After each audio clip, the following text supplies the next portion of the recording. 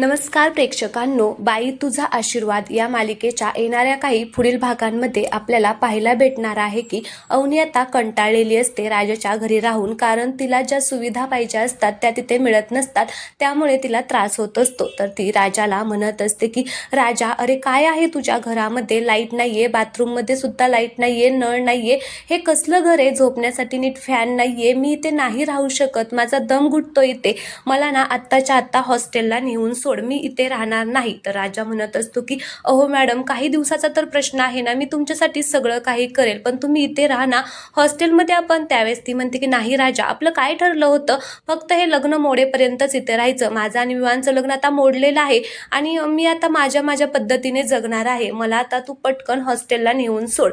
तर आता राजा तयार होतो. इकडे मात्र आता धन्या स्वप्न पाहत असतो की म्हणत असतो की वहिनी, आणि आता राजा दादाला ना हनीमूनला पाठवायचं. तर तो यशादादाला म्हणत असतो की यशादा, आपण ना राजा आणि अवनी वहिनीला ना हनीमूनला काश्मीरला पाठवूया, काश्मीरला मस्त असतं तिकडं.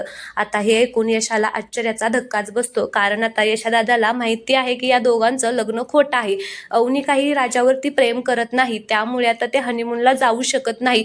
पण आता हे जर यांना कळलं तर वाईट वाटेल, आणि जर अख्ख्या गावाला कळलं, त्या आत्याला कळलं, मग तर काही खरंच नाही. पण आता काय करायचं असा आता तो विचार करत असतो. दुसरीकडे आता राजा अवनीला हॉस्टेलला घेऊन गेलेला असतो, आणि आता तिकडे त्या ज्या हॉस्टेलमध्ये टीचर असतात त्यांना आता ती अवनी म्हणत असते की हे घ्या डॉक्युमेंट, आणि मला हॉस्टेलमध्ये राहण्यासाठी रूम पाहिजे आहे. त्यावेळेस त्या म्हणतात की अहो मॅडम, फॉर्म तर भरलाय, पण याच्यामध्ये आधार कार्ड नंबर राहिलेला आहे तुमचा. त्यावेळेस अवनी म्हणते की आधार कार्ड नंबर? तर त्या मॅडम म्हणत असतात की हो, आधार कार्ड नंबर टाका आणि ID प्रूफ म्हणून तुम्ही आधार कार्ड देऊ शकता. आता अवनीला धक्काच बसलेला असतो, कारण तिच्याकडे आधार नंबरही नसतो आणि आधार कार्ड असतं ते पण आता घरीच राहिलेलं असतं, आणि आता घरी तर ती जाऊ शकत नाही.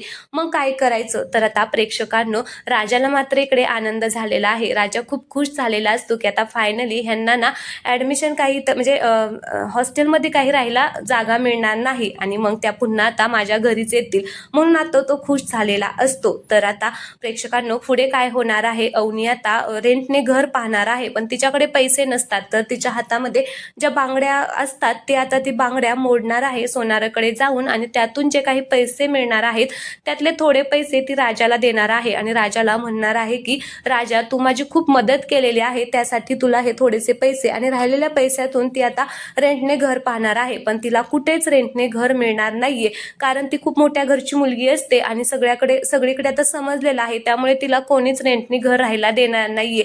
शेवटी ती पुन्हा राजाच्याच घरी जाणार आहे, आणि आता तिचे वडील बरे झाल्यानंतर हॉस्पिटलमधून पहिल्यांदा तिच्या घरी येणार आहेत. ते पण एकटे नाही, पोलिसांना घेऊन येणार आहेत, आणि पोलिसांना घेऊन आल्यानंतर ते अवनीला घेऊन जाण्यासाठी पोलिसांना सांगतात, आणि या राजाला पहिले अरेस्ट करा म्हणून म्हणत असतात. पण आता अवनी मध्ये येते आणि अवनी म्हणत असते की नाही, मी इथेच राहणार आहे, आमचं मर्जीने लग्न झालेलं आहे, माझं प्रेम आहे याच्यावरती. आणि हे ऐकून राजाला खूप आनंद होणार आहे.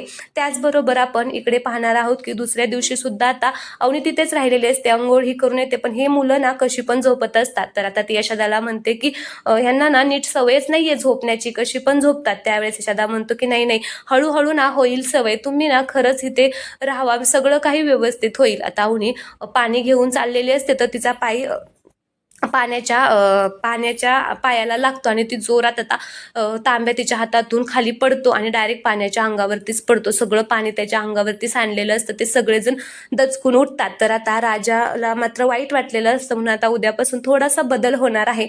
तर हळूहळू अवनी सुद्धा आता त्यांच्या घरामध्ये ॲडजस्ट होणार आहे, आणि ती आता त्यांचं घर सुधरवणार आहे. तर प्रेक्षकांनो, असेच पुढचे अपडेट पूर्ण एपिसोडमध्ये तुम्हाला पाहायचे असतील तर प्लीज कमेंट करा आणि चॅनलला सबस्क्राईब करा, म्हणजे मी तुम्हाला या सिरियलचे पूर्णपणे अपडेट देत जाईल. हा छोटासा व्हिडिओ आवडला असेल तर व्हिडिओला लाईक करा, चॅनलला सबस्क्राईब करायला अजिबात विसरू नका. धन्यवाद.